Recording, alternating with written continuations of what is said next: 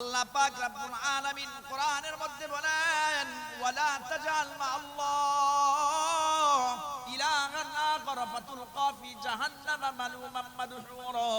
আল্লাহ পাক রব্বুল আলামিন জানায়া দেয় ওয়ালা তাজাল মা আল্লাহ, ও দুনিয়ার গোলাম, আমি আল্লাহর উপর ঈমান আনার পরে তোমরা যদি আমি আল্লাহ তাআলার সাথে কাউকে শরীক করো, তাহলে ওই শরীকের অবস্থাটা কি হবে জানুনি? আল্লাহ বলেন ফাতুলকা ফি জাহান্নামা মালুমান মাদহুরা। আমি আল্লাহ তোমাদেরকে ফাতুলকা ফি জাহান্নামা, জাহান্নামের মধ্যে নিক্ষেপ করব। এ মুসলমান, আল্লাহ পাক রব্বুল আলামিন জানা দেয় এই পৃথিবীর মধ্যে একমাত্র ইবাদতের উপযুক্ত আছে একমাত্র আমার আল্লাহ। আমার আল্লাহ ব্যতীত অন্য কারো ইবাদত আল্লাহ গ্রহণ করবেন না, কবুল করবেন না।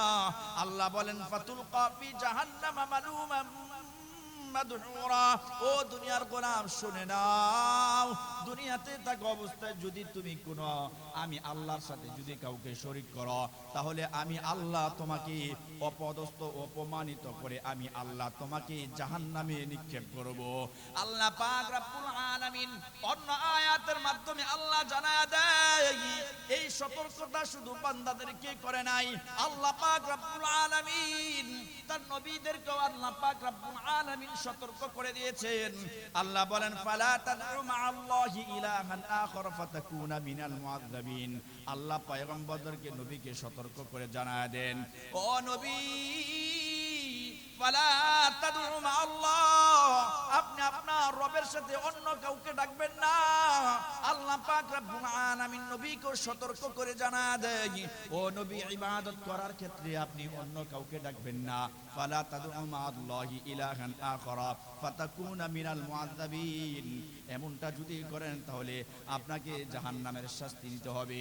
এ মুসলমান, আল্লাহ পাক রব্বুল আলামিন উম্মতের মাঝে বান্দাদেরকে সতর্ক করার ক্ষেত্রে নবীকে সতর্ক করে দিয়েছেন, কিন্তু নবীরা কোনোদিনও জাহান্নামে হবে না, এটা অবিশ্বাস্য একটা কথা, এটা সম্ভব না, কারণ নবীরা জাহান্নামে যাবেন না। আল্লাহ তাআলা এই আয়াতের মাধ্যমে আমাদেরকে জানায় দেয় দুনিয়ার মানুষদেরকে যেভাবে আমি আল্লাহ সতর্ক করলাম, আমি আল্লাহ আমার নবীদেরকে সতর্ক করে দিলাম, যাতে করে নবীরা আমি আল্লাহর ইবাদত করার ক্ষেত্রে অন্য কাউকে শরীক না করে। মুফাসসিরিন কেরামগণ এই আয়াতের ব্যাখ্যায় বলেন, এখানে এটা দ্বারা বোঝানো হয়েছে দুনিয়ার কোন পীর ওলি অথবা গাউস কুতুবের কাছে অনেক মানুষ তার ইবাদত করে, এই জন্য আল্লাহ এটার মাধ্যমেও জানায়া দেন। মুফাসসিরিন কেরামগণ এই আয়াতের ব্যাখ্যায় এটা উদ্দেশ্য নেই দুনিয়ার কোন মানুষ যেন কোন ওলি গাউস কুতুবের দরবারে গিয়া তার কাছ থেকে কোনো কিছু না চায়, তাকে যেন ইবাদতের উপযুক্ত মনে না করে।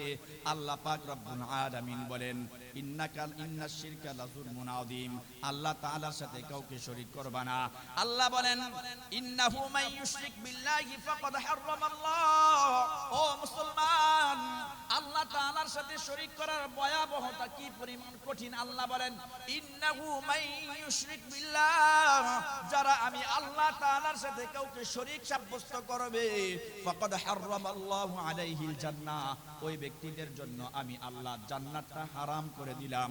আল্লাহ বলেন ফাকাদ হারামাল্লাহু আলাইহিল জান্নাহ, আমি আল্লাহ ওই ব্যক্তিদের জন্য আমি আল্লাহ জান্নাতটা হারাম করে দিলাম। দুনিয়াতে যে সমস্ত মানুষগুলা আমি আল্লাহর সাথে কাউকে শরীক করবে, ফাকাদ হারামাল্লাহু আলাইহিল জান্নাতা ওয়া মাওয়াহুন নার, আর ওই মানুষগুলার জন্য আমি আল্লাহ জাহান্নামটাকে ওয়াজিব করে দিলাম।